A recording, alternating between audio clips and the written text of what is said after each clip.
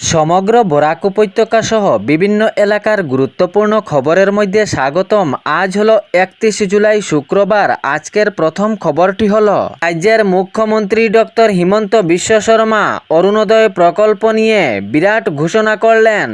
বন্যায় ক্ষতিগ্রস্ত এলাকায় মিলবে এখন অরুণোদয়ের টাকা বাড়তি এবং যে এলাকায় বন্যায় ক্ষতিগ্রস্ত হয়নি সেই এলাকায় মিলবে অরুণোদয়ের টাকা কম।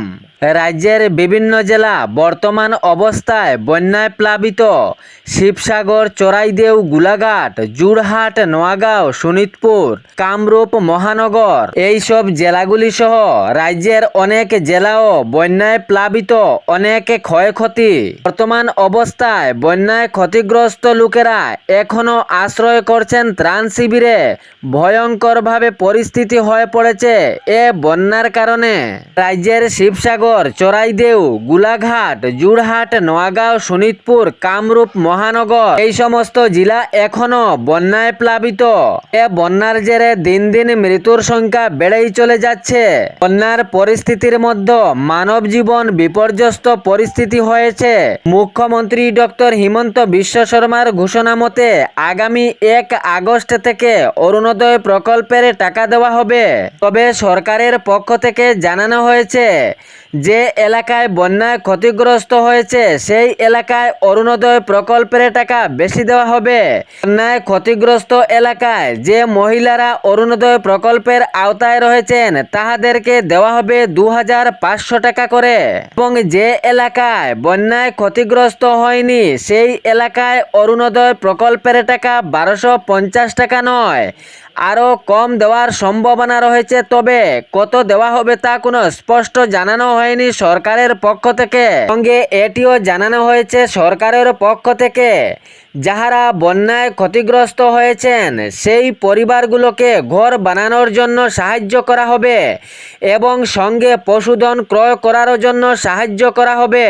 এর পরবর্তী খবরটি হলো আগামী 10 আগস্ট থেকে রেশন কার্ডধারীরা পাবেন ডাল ও চিনি।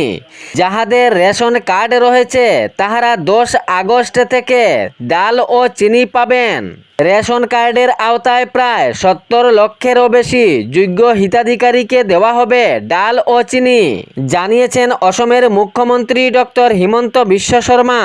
এর পরবর্তী খবরটি হলো বন্যার কবলিত এলাকায় যে ছাত্রছাত্রীরা রয়েছেন তাহাদের জন্য সুখবর দিল রাজ্য সরকার।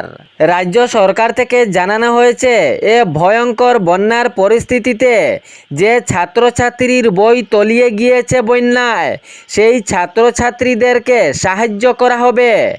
এইচএস উচ্চ মাধ্যমিক ছাত্রছাত্রীদের জন্য দেওয়া হবে 1000 টাকা করে এবং স্নাতক বর্গের ছাত্রছাত্রীদের দেওয়া হবে 3000 টাকা করে।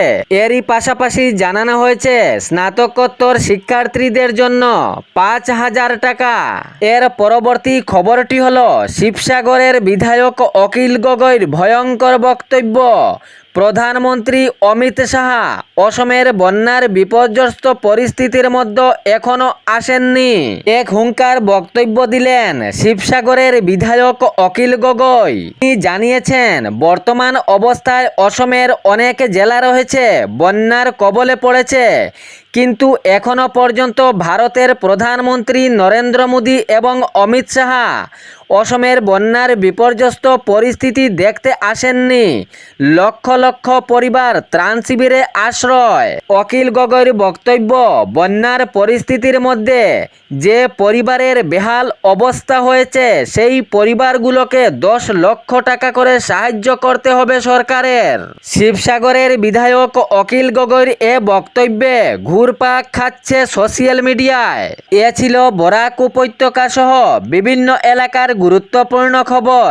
এরকম নিত্য নতুন খবর পাওয়ার জন্য চ্যানেলটি সাবস্ক্রাইব করে রাখবেন এবং ভিডিওটি লাইক করে শেয়ার করতে ভুলবেন না যাতে সঠিক সংবাদগুলো অন্যজনের কাছে পৌঁছায়। ধন্যবাদ।